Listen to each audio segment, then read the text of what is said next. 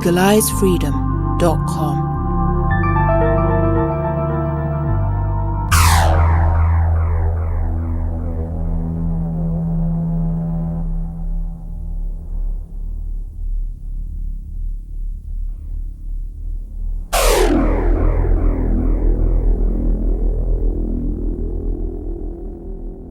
Good evening. I'm Greg Moffat of legalizefreedom.com, and what I want to speak about today is a subject very close to my own heart, that is music, specifically live music, and the future of that, if indeed there is one, in the wake of the coronavirus pandemic of 2020. I went to my first ever live concert in 1983. This was by the British heavy metal band, Saxon, who were supporting their album Power and Glory. The gig took place at the Templemore Sports Complex in Derry, London Derry, however you want to call the city these days. And to say it was a life-changing experience would be an understatement.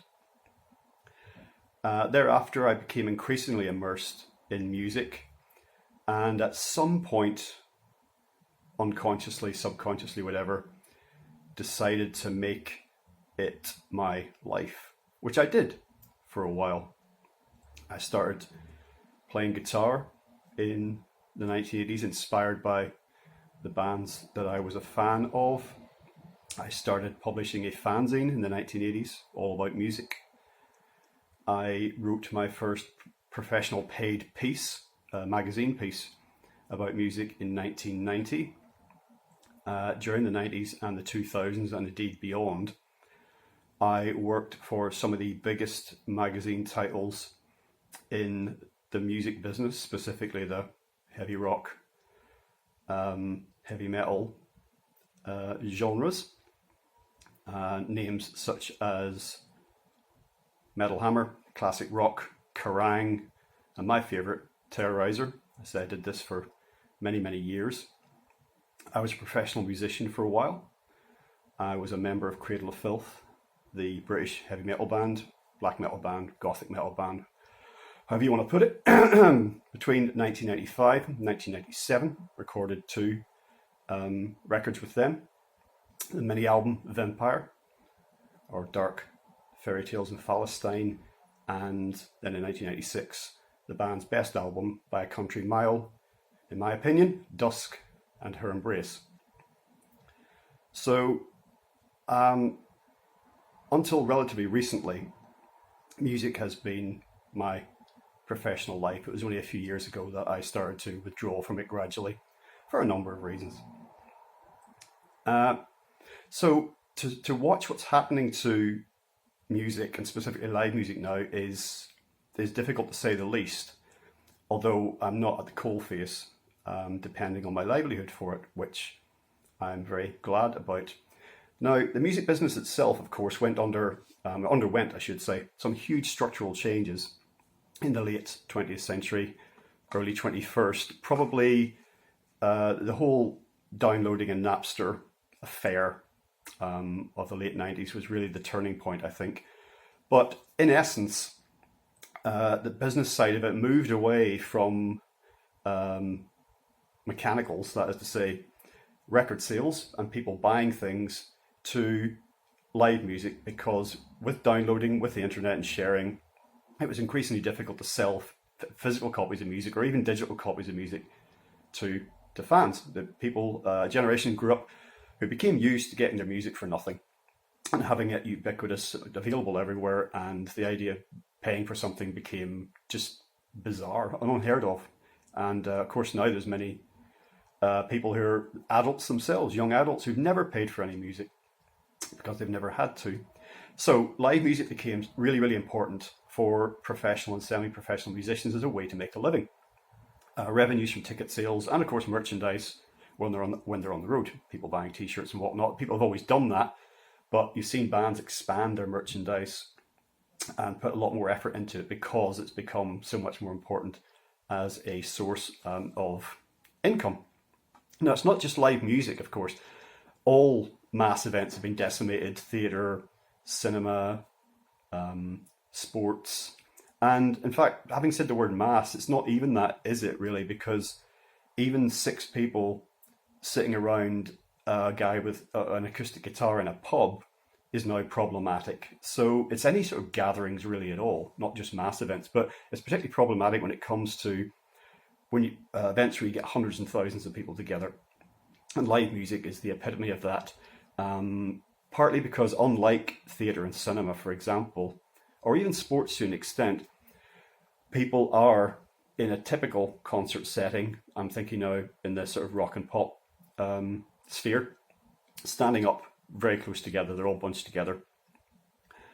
Now, of all the years I spent in the music business, of course, I came to know a great many people involved in all aspects of it: performers, producers, promoters, publishers, writers, the full gamut of people, photographers, full gamut of people involved in music, and particularly in live music. And it's been really, really difficult to watch over the last few months, the stories emerging of failing businesses, crushed livelihoods amongst some people who are very dear to me. I'm involved with a large outdoor festival which runs annually, caters for around about 20,000 people. That obviously didn't go ahead this summer. We're moving forward with plans for next summer, and I wouldn't bet the farm on it happening. Now, this is a really difficult thing to say. I don't mean that it won't happen, or I've got any particular reason to think that and similar events won't happen, but I wouldn't stake everything I've got on it happening. Let's just put it like that. It's a fluid situation, as it is with everything regarding COVID-19, everything that's been affected by it. So we'll see what happens. It's been particularly difficult living here in the UK as well, because the UK traditionally has led the world in rock and pop. The genesis of, the development of it, the modern styles, everything that we now come to take for granted in rock and pop. So much of it can trace its origins to these islands. Of course, America's got a huge role to play as well, and no doubt the music scene over there is in similar state of carnage. But I think when you ponder the history of these islands, it becomes a really bitter pill to swallow. The idea that cultural legacy might be fading away in some respect, or becoming fossilized in time, not added to, as it were, because changes in recording technology had quite a big effect on the recording of new music and how new bands went about doing what they were doing. Then they had the challenge of trying to reach audiences, again, not selling physical copies of music, trying to make money playing live. The internet has been a mixed blessing, of course. It means theoretically you've got a global audience, but again, who expect everything for free. So that cultural heritage of the past, the big bands, the Beatles, Stones, The Who, the list goes on, will we see bands like that again? I've often said in print that, for my money, in the heavy music sphere, that Metallica were the last band to go truly global, to straddle the globe like behemoths. I don't think we'll see bands like that again. And what's happening right now in the music scene is only going to serve to undermine that possibility even further.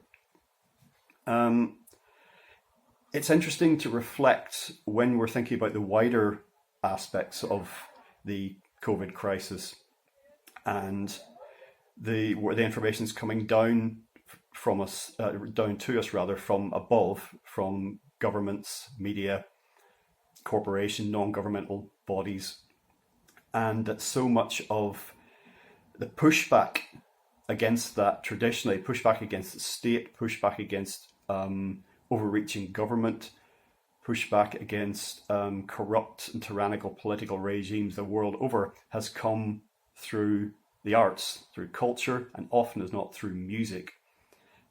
So it's with a wry smile that I reflect on those voices that are now being silenced and what they might have to say, what that part of culture, music, might reflect back on us at the moment, if it were able to, about our current situation.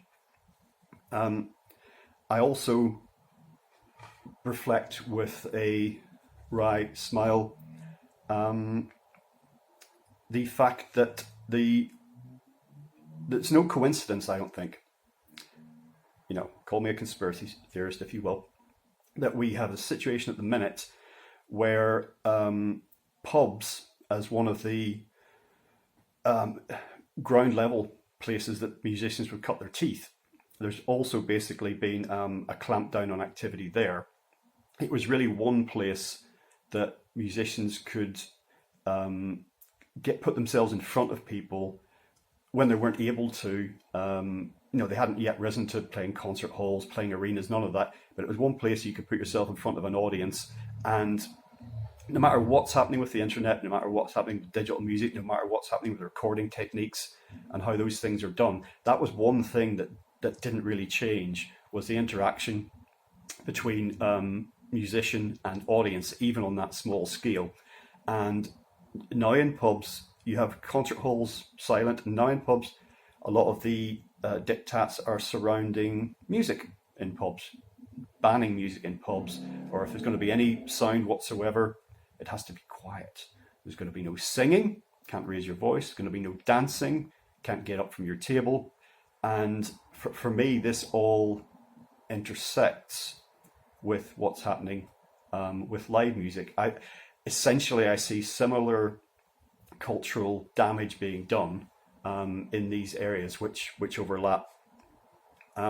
Many musicians have tried to respond to the situation by performing online, concerts in their living room, being enjoyed by people up to a point in their own living rooms, but there's no real transfer of energy there. There's definitely something that happens energetically, collectively, when people are together in a shared space. There's no question about that. Football fans will tell you that, concert goers will tell you that, cinema goers will tell you that. There's something added by sharing an experience like that with other people in a collective space. And that cannot be transferred online. It cannot be transmitted across the airwaves. That does not work. It's interesting that before all this, one of the big trends was concert movies, cinemas screening live concerts. I've been to a few of those. It was it's a perfectly good experience. It means you could get to see a band performing live that you just wouldn't otherwise be able to do because it was halfway around the world. It would have cost a fortune, whatever. But that was an interesting foretaste, I think, of what's happening now. And there's something incredibly visceral about, again, thinking about the rock gig as opposed to the classical one or the jazz one. Something really visceral about people being together in that space. I mean, can you imagine what will have to change for there to be, never mind a couple of thousand people squashed together in a concert hall, for there to be a mosh pit, for people to be climbing on stage, hugging the musicians, leaping back into the audience, being caught by 6 people flung around, people getting kicked in the face, boots, limbs flying everywhere. Will we ever see that again? I don't know. I never took part in any of those. That wasn't my style. But I appreciate watching other people absolutely cut loose. And there is something incredibly liberating and therapeutic about the release that music provides, whether you're just listening to it or whether you're allowing it to penetrate your body and allowing your body to respond instinctively to that. It's definitely an important part of the function of music, and live music in particular. But of course, we're now basically seen as biohazard. I'm a biohazard to you, apparently, and you to me. and each of us to everyone else. And as I've reflected before in some of these videos, how long will it take for that to go away? Will that change? And what way will that change? What would make that change going forward in future? Because that's something to be very concerned about as the months and the way things are going at the minute, the year rolls by. I did an interview with Carl McCoy from the British goth rock band Fields of the Nephilim back in the early mid-2000s. And he had a very interesting take on all sorts of things, life, the universe, and everything. But I remember a phrase I took away from him when I was telling him about being at one of his band's concerts and feeling, just standing at the back, but at some point just feeling the vibrations of the music going through my body and closing my eyes and having my arms down by my side and feeling like I was being raptured, feeling like I was lifting off the floor. And that's an unusual experience for me, to say the least. And he said it's modern shamanism. He said this is what we do. And of course, music is a shamanic tool. You look at the role it has in indigenous societies and see how important that is and how differently that's treated to how we treat music. And I can get into a whole screed about that. Let's not. But one point can be made is that what's happening now with the live music scene is further undermining that role, that vital role that music plays in our interpretation, experience of reality, no less. And as I alluded to a moment ago, if and when things free up again, there's two different situations. There's one saying that you can have mass gatherings, you can have concerts of whatever size, they don't have to be socially distanced, they don't have to be restricted in numbers, but there's going to be a hell of a lot of people who are afraid to go back.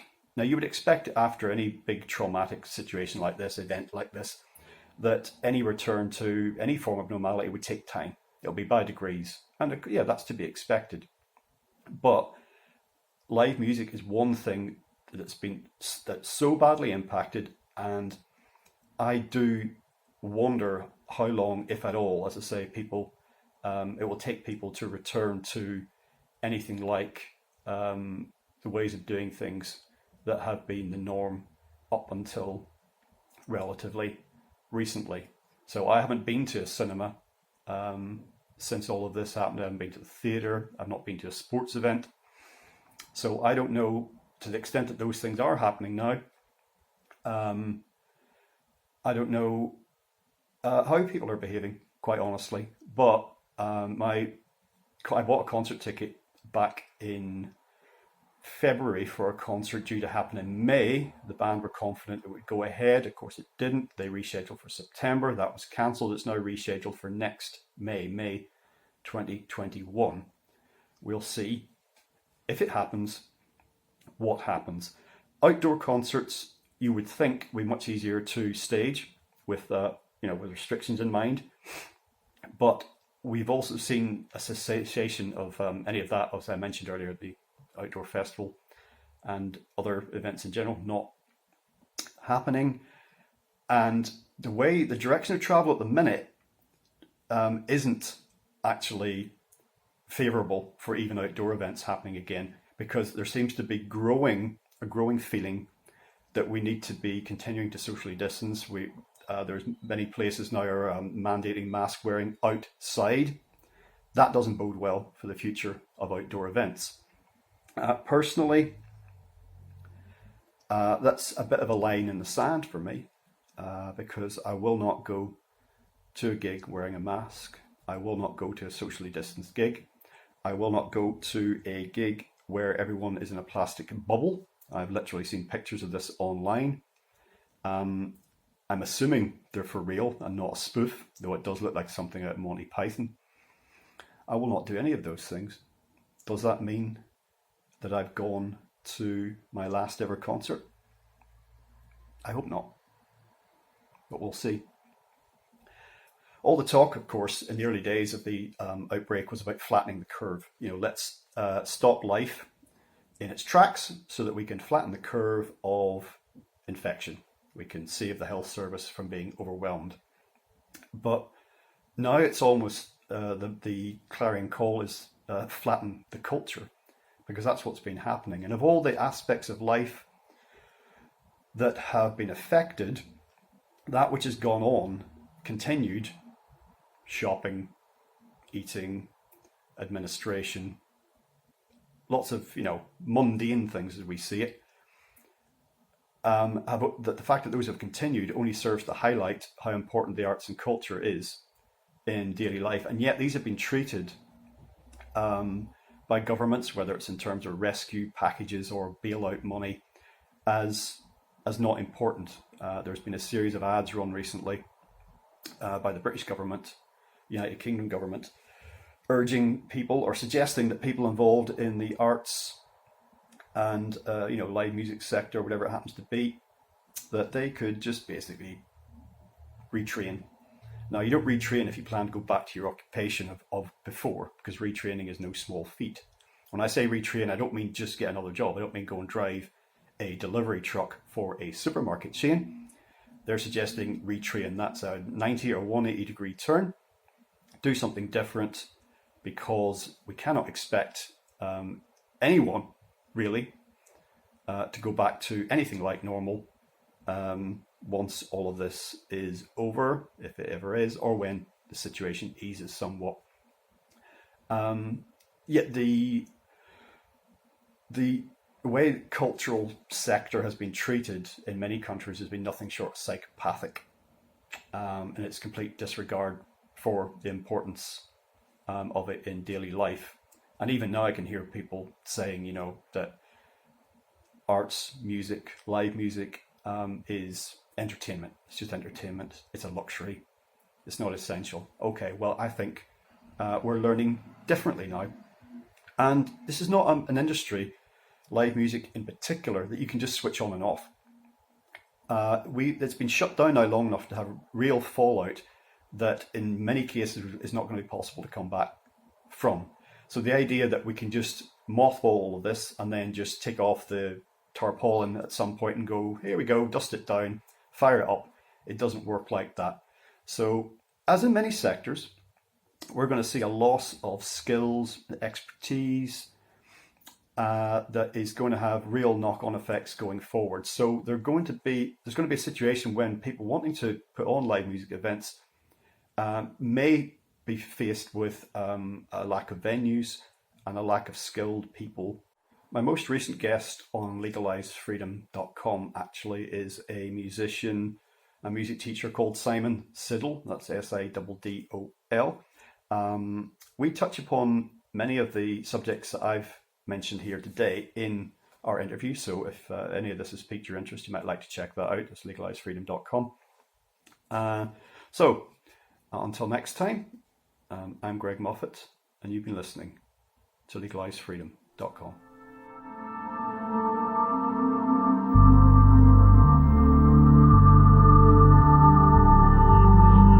legalizefreedom.com